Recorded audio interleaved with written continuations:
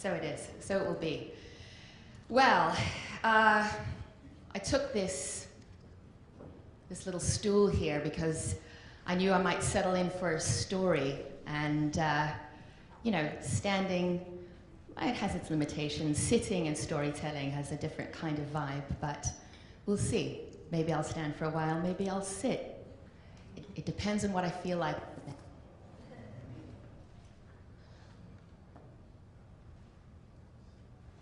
We are here together. We are standing in association together. And in the midst of an exquisite failure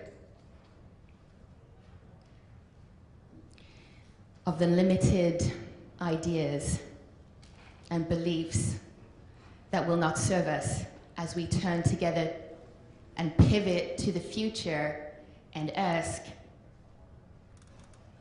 what do you need of me? What do you need of us?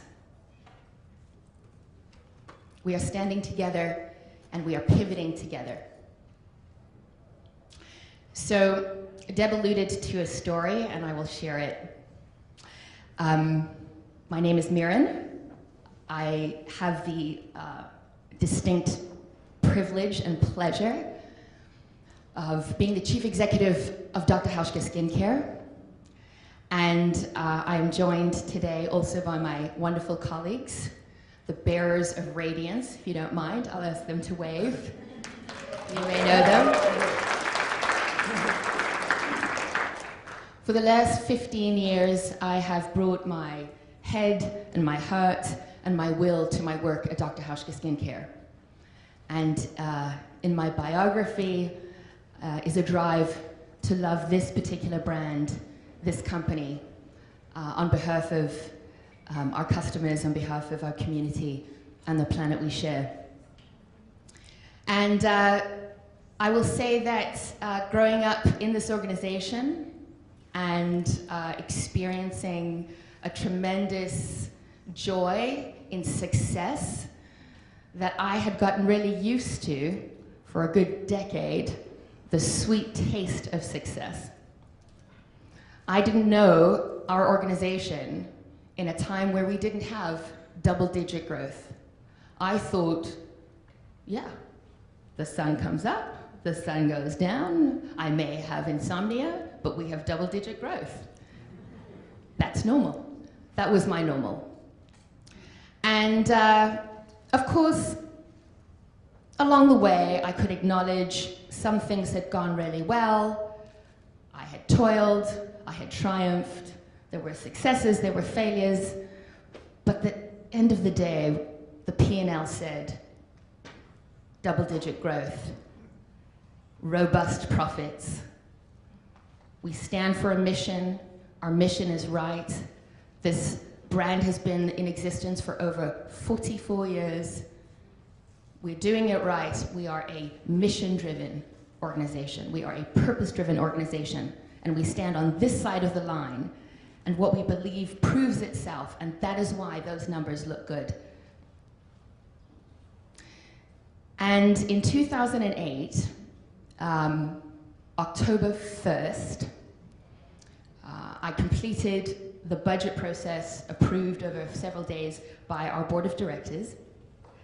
And I said something strange in my board meeting at the end of the day. I said to the board, please don't approve my budget. We had 16% growth, 2008, and we had maintained it cumulatively up through October 1st. We'd run a very nice budget filled with all kinds of exciting projects for 2009. And I said, please don't approve this budget yet. And the board said, okay, chief quirky officer, it's fine. I said, just give me a month. I have a feeling. Now, the recession, big quotes, had already begun, and cosmetics are known, like a lot of other industries, for being, you know, recession-proof. They say confections, cosmetics, liquor, pornography, recession-proof, right? Everybody needs to feel good, no matter what the context. Yeah. So we're lucky, you know. We missed several recessions. We continue to grow. Something in my stomach said, I don't know, just wait. So I said, October 31st, Halloween, feel free to approve the budget. On October 15th, the calls stopped coming into our organization. The phones went dead. Let me tell you what that's like. The phones went dead. That's what it's like. We had 16% growth on October 1st, cumulatively through the year, and on October 30th, we had lost so much revenue that our cumulative growth was 9%. That happened in 2 weeks because the calls stopped coming in on October 15th. They just stopped. And I went to the finance team and I said, okay, if my stomach was right on this, then I think my stomach might be right on what's coming next. And they said, are you insane? It's a bad 2 weeks. It's a really bad 2 weeks, and it's anomalous, but it's 2 weeks. And I said, no, I think what's coming is coming. And we need to rewrite a budget. So we called the board and said, 6 weeks, you'll have a new budget.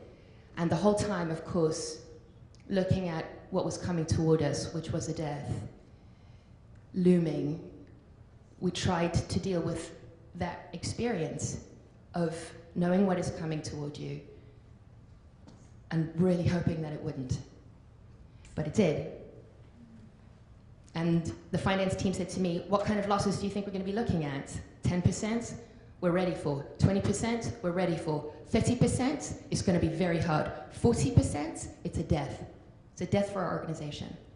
And we knew what we had to also do, which was come to terms with the losses that would happen as a result. And we waited as long as we could. And you know that shock that Chip was talking about? People would prefer to have the pain first than wait for the pain, even if it's less. We knew that. I knew that. And so I made the choice to adjust the organization in light of the death that we were facing, and we did. So 2009, 35% loss, and our organization had not the first, but had a death. And when you're in it, when you're surviving, you may know how to survive, you may have all of the skills that have gotten you to a place where you know how to survive, and you say to your team, suck it up, we're going to survive this. Swim for the shore, we're going to survive this. Take the hit. Don't show the bleeding, we're going to survive this. And we did. We survived it. And then we got to the shore, and we were bleeding. The market was bleeding. Global economic collapse. The world is bleeding. Our organization is bleeding, and now we have to talk about mission-driven profit. We have to talk about purpose. We have to talk about intrinsic values. We have to talk about walking the talk, all of those words that have built this exquisite brand. Dr.Hauschka is a for-profit, purpose-driven organization, motivated by our passion to serve our community, to serve our customers and the planet we share. Now we have to create out of this death something that feels real and new, in a new context, in the new normal. I'd had the opportunity to meet, I'd heard about the Grubb Guild, a network of renegade consultants who work really in a totally different way. I'd had the opportunity to meet several members, including Bruce Irvine, executive director, and several years prior, actually, to asking him to come to work within our organization. My first encounter with Bruce, I'll describe in the following way. Our eyes met, and I sent him a nonverbal message, which was, "What makes you so special?" And he sent me a look in return, quicker than my look, that said, "Stop wasting my time." And so it had been a couple years before we met again.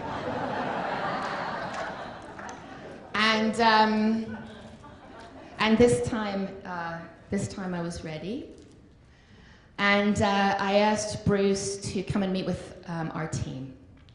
our management team to begin with.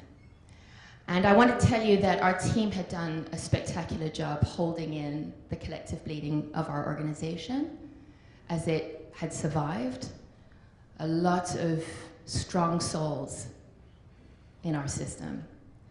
But it's always the case whenever organizations or systems survive, you have to turn in. Yeah, you have to turn in and push out. And it took a while for the Grubb team to be really welcomed into our system. We have great skills of skepticism. We have great skills of raised eyebrows. We have great skills of prove it. So I think Bruce said impenetrable. Maybe it took a good 2 years to actually even begin the engagement. Rejection, rejection, rejection, rejection, rejection.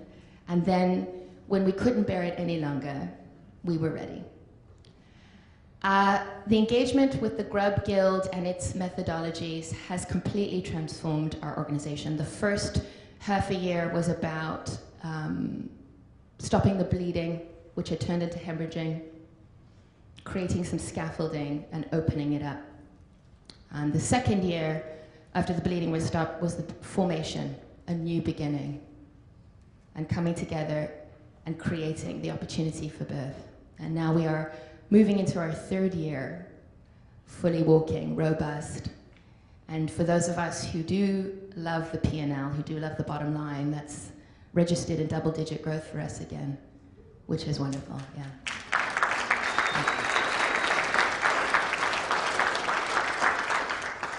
We did the work. The Grubb held the container. The Grubb processes, and Bruce specifically with his colleagues, helped to create a context in which healing could begin. And what makes this particular methodology so exquisite is that it has the ability, and these human beings in this network have the ability to hold spirit and shadow fully for an organization so that the deepest resources can come forward and be claimed. And I'm a fan of consultancy. I think if you don't know, bring people in who do. But I really hate writing checks for things that I already know. So don't waste my time if you're not going to show us something new. But to work with human beings who know how to become vessels for organizations that they can reach in and out of their own will, out of their own heart and head, reconstruct themselves, that is a gift. And as a member of this exquisite community, I feel so honored on behalf of our organization to say gifts that transform are gifts worth sharing. And for the last 25 years, SVN has had the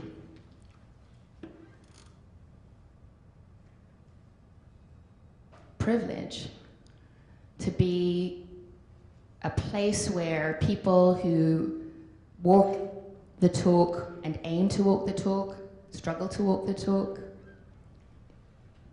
come together to say we are joined by a drive to be bigger and better and to use our full resources. And that is a gift we give each other and we share.